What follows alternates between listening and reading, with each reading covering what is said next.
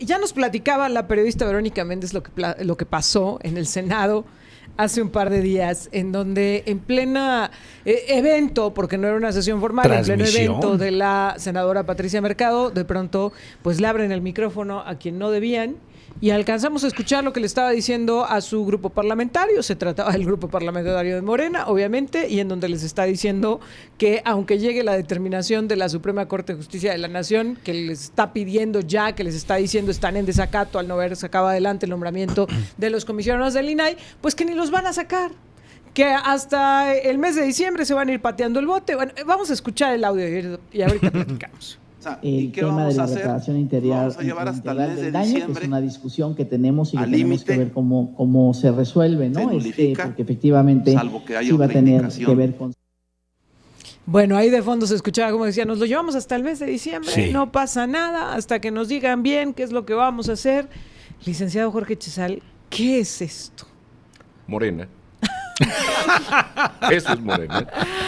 Sí, o sea, Morena se ha distinguido por desacatar los mandatos legítimos de la autoridad y por violar la Constitución. Entonces lo que estamos oyendo pues no es más que la más clara expresión del comportamiento habitual del partido del presidente de la República. Pero a ver, ¿coincides que sí es un desacato por parte del Poder Legislativo? La Corte no les está pidiendo, la Corte les está ordenando. Es una sentencia y les está ordenando, no está pidiendo nada. Claro. El hecho de que no se atienda es una violación a una sentencia de la Corte, es una violación a la Constitución. Los efectos de una violación, en este sentido, de un desacato, pueden llevar a que la Corte determine la separación del cargo de los servidores públicos. El problema que tenemos... ¿Todos? Sí, claro, por supuesto. ¿O solo de la fracción de Morena? No, de los que aquellos que desacaten. Es decir, si es la fracción de Morena, la fracción de Morena, y si el Senado en pleno lo decidiera, puede cesar al Senado en pleno. A ver, la Suprema Corte de Justicia tiene una facultad establecida en materia de amparo en el artículo 107 y en materia de controversias constitucionales y acciones de inconstitucionalidad en el artículo 105 de la Constitución. Las sentencias de la Corte son sentencias y es el máximo tribunal. Incluso en materia de amparo, si una autoridad incumple una sentencia de amparo, la propia Constitución dice que si el cumplimiento es inexcusable, es decir, no tiene una justificación el incumplimiento, la Corte puede ordenar la separación del cargo y consignarlo ante un juez federal sin pasar por la Fiscalía General de la República, sin que se le haga juicio, para que se le imponga una pena. Es decir, es el único caso en México en el cual ni siquiera se tiene derecho de tener un defensor por desacato a una sentencia de amparo. La filtración de este audio, el escuchar de viva voz que pues esto de no ponerse de acuerdo no es solo un acto de diferencias de opiniones, sino que es un acto premeditado en el que están buscando postergar la decisión. ¿Le da argumentos a la Suprema Corte? Sí, por supuesto, porque además es un acto de rebeldía. Es un acto de rebeldía. Lo que este señor está haciendo es que está llamando a una asonada, a un movimiento, una rebelión en contra de las instituciones públicas, está cometiendo un delito si se llega a dar esta obstaculización al cumplimiento de la sentencia de la Corte.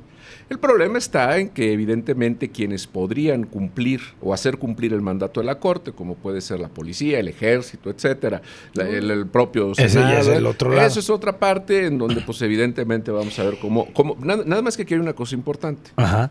En el momento que la Suprema Corte determinara este mandato y el Senado de la República se rebelara y se negaran a acatarlo y no se tomaran las medidas porque las autoridades no obedecieran para tomar las medidas del cumplimiento de la sentencia, estaríamos en una crisis constitucional y estaría desapareciendo el Estado de Derecho. Ahora, estaríamos ¿cómo en una deja revuelta. esto la división de poderes? Justamente porque, a ver, mientras que al judicial pues sí le plantan cara y le dicen no me da la gana hacer lo que me estás instruyendo, reconocen que están obedeciendo al Poder Ejecutivo, claro, que están esperando que les digan desde Palacio Nacional qué es lo que tienen que hacer. Lo que pasa es que te digo, estamos en una situación actual en donde muchos, por ejemplo, se ha hablado del riesgo de que si hay una elección y se desobedece el mandato del Tribunal Electoral, habría un golpe de Estado. No, estamos viviendo un golpe de Estado.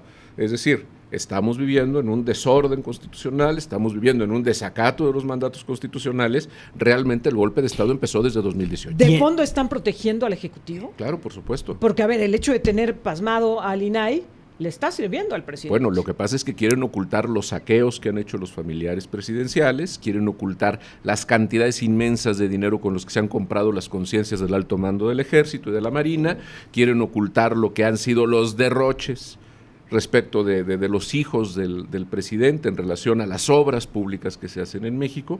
Y por supuesto, y me parece todavía más preocupante, están ocultando los muertos de López-Gatell y los muertos de la inseguridad. Y es que aquí algo que me llama la atención en esos escándalos que se filtran o que aparecen o que se meten en la transmisión, es que dice, vamos a llevar esto al límite.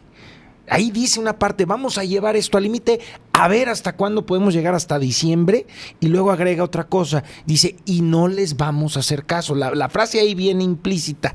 A ver, y luego le preguntan de que qué opinaba Eduardo Ramírez, y dice, es inteligencia artificial, eso no es mi voz. Ese es algo que es importante comentar, Jonathan, porque además de ser rebeldes, son cobardes. Es decir, la gente del partido presidencial dice las cosas y no tiene los arrestos de sostenerlas después. Me sacaron de contexto, es inteligencia artificial, etcétera. Pero lo cierto es que lo hemos visto de manera reiterada en franca violación a la Constitución en todo lo que hacen. Y voy a dar un ejemplo.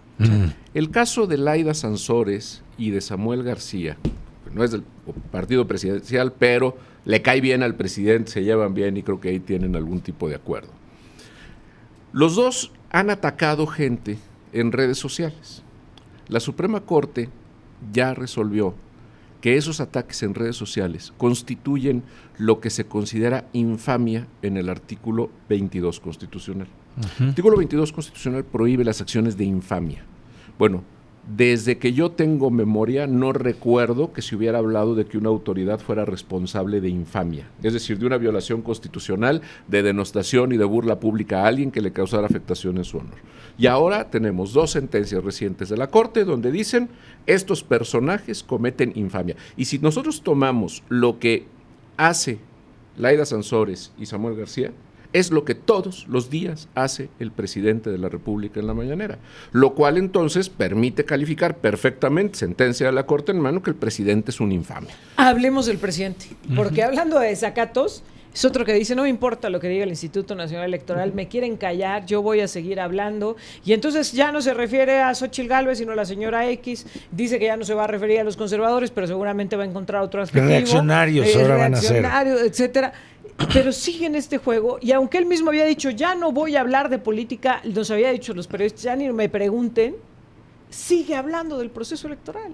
Bueno, lo que pasa es que eso más bien tiene que ver con el diagnóstico psiquiátrico que ya habíamos hablado en alguna ocasión en este mismo espacio, en donde posiblemente pierde la memoria de lo que ¿Cuánto se le puede permitir al presidente? Porque ya cuántas mañaneras le han retirado de las transmisiones el Instituto Nacional Electoral por considerar que se violentaban las normativas El problema que hay es que el instituto tampoco va a tomar las medidas para cumplir su propio mandato, porque a Guadalupe Tadei le interesa solamente dejar evidenciado que medio está haciendo las cosas, pero no le interesa cumplir. ¿Cuáles serían esas medidas? ¿Cuáles serían esas medidas? Por ejemplo, que además implicaría que las autoridades tendrían que acatarlas, y nos vamos al mismo tema de que habrá desacato por parte de las autoridades. ¿Pero qué podría hacer el Instituto Nacional Electoral?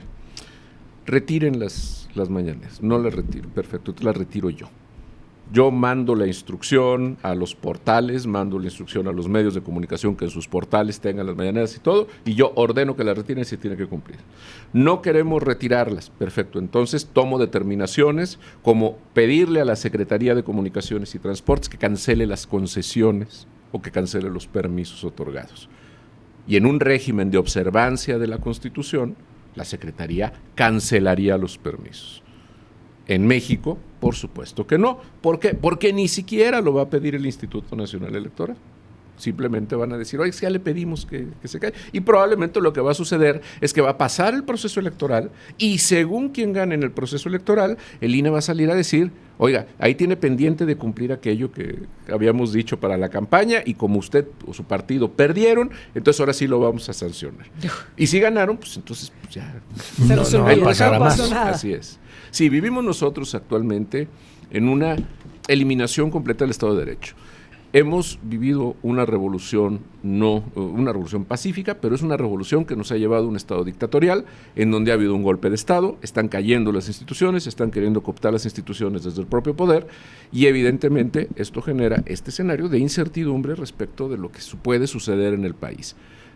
Basta ver que el señor López Obrador dice: México no producimos fentanilo, no comerciamos fentanilo, y sale un grupo delincuencial a decir se prohíbe que se comercie el fentanilo en Sinaloa, y le van a hacer más caso al grupo delincuencial que al presidente, que niega lo que el grupo delincuencial está firmando. Tenemos que platicar de eso, pero tenemos que hacer una pausa. Estamos platicando con el licenciado Jorge Chezal, enseguida estamos de regreso. Ya estamos de regreso y estamos platicando con el licenciado Jorge Chezal. Nos quedamos en la mesa con el tema de, a ver, el presidente dice que en México no se fabrica el fentanilo. Estados Unidos dice que sí.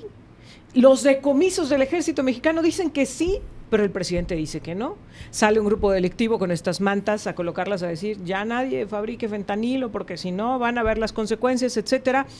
Pero me llama la atención este contradiscurso, incluso del presidente diciendo aquí en México no se fabrica el fentanilo, contra los boletines informativos del ejército en donde señalan que sí hay desarticulación de laboratorios en donde hay fabricación de fentanilo. Lo que pasa es que el presidente realiza un ejercicio de comunicación y es un ejercicio que le ha resultado benéfico. La conferencia mañanera, yo quiero pensar que un día normal en la vida del presidente es que se levanta, va a la sesión del Consejo de Seguridad, va a la conferencia mañanera, de ahí se pasa a desayunar y luego se desocupa. Eso es lo que a mí me parece que es la vida cotidiana, porque nadie sabe qué hace después de que sale de las mañaneras, salvo los fines de semana, que se va de viaje. Pero fuera de eso, pero fuera de eso, nadie sabe qué sucede. No sé si verá los programas de revista de la mañana en los canales. Es un asiduo de los periódicos y de los noticieros, y él lo ha dicho, que le gusta mucho. O no sé si leerá algún tipo de revista, no sé. Bueno, la cosa es que no sabemos qué hace en el resto del día. Para él no existe más realidad más que la de él. Y él la comunica en la conferencia mañanera. Y esa es la realidad que da vida a las redes sociales y a los medios de comunicación durante todo el día hasta el día siguiente, en que vuelve a crear una realidad. Y cuando hablo de crear una realidad es que dice mentiras, dice medias verdades, en ocasiones dice cosas que son ciertas, y toda la discusión política se va marchando sobre esos elementos que él puso enfrente. No le importa la realidad, no le importa el objetivo. Lo que importa es lo que él dice y genera como realidad, que pone a discusión. Y entonces cuando él dice no hay fentanilo, es porque él está convencido que no lo hay, porque esa es la realidad que él está generando. Lo que digan los partes informativos del ejército, ni siquiera lo va a entrar a discutir porque no forma parte de lo que él está discutiendo, de lo que él está poniendo en la mesa. Pero en Estados Unidos le están perdiendo la paciencia. Se ha convertido en tema de debate en la coyuntura electoral en Estados Unidos el tema de México, el tema del fentanilo, la presión que existe muy fuerte por parte de los republicanos para emprender acciones con respecto a México, pero ahora también ya el discurso demócrata. Sí, pero si tú tomas eso, que es una realidad objetiva, y ves lo que él dice, donde dice somos muy amigos, nos quieren mucho, hablé con Biden, intercambiamos estampitas. Preocupados en México, e incluso entiendo alguien del gabinete no tendría que estar ocupado de la situación y de la alarma que se está encendiendo con respecto a que Estados Unidos ya nos tiene los ojos bien puestos. Y ahora que ya no está Ebrard, que era el que nos apagaba los fuegos. Él resolvía eso. Sí. Claro, pero lo que pasa es que en relación a lo que dice Erika, si tuviera gente capaz en el gabinete, si tuviera gente que tuviera la presencia para cumplir la función que debe tener un secretario de Estado, de decirle, señor presidente, a ver, esto no está bien, pues entonces estaría correcto. Pero los que han levantado la voz, como Carlos Ursúa, el primer secretario de Hacienda, pues en el momento que los números de Ursúa y de la economía nacional no coincidían con la fantasía presidencial, entonces prescindió del secretario de Hacienda, prescindió del secretario de Comunicaciones, que con todo y que avaló y defendió el aeropuerto, Felipe Ángeles, lo cierto es que hay un momento en que ya no se ponen de acuerdo y entonces prescinde de él. Y está Alfonso Romo, que era su relación, su vínculo con los empresarios, y en el momento que Alfonso Romo le empieza a decir, oiga, presidente, a ver, aquí están pasando estas cosas, como ya contradice la